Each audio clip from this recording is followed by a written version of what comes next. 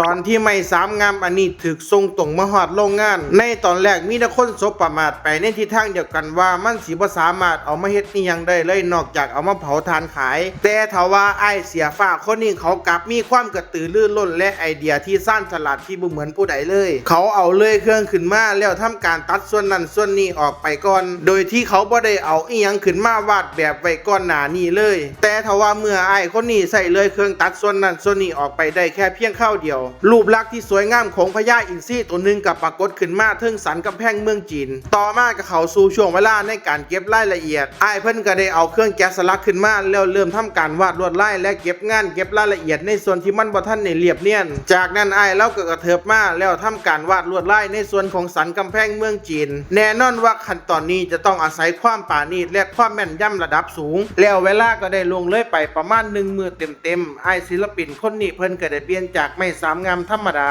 จนว่ากลายเป็นผลงานไม้แกะสลักระดับสูงที่เพิ่มมูลค่าขึ้นหลาย10 เท่าแล้วท่านผู้ชมทางบ้านคิดว่าสิให้ผ่านบ่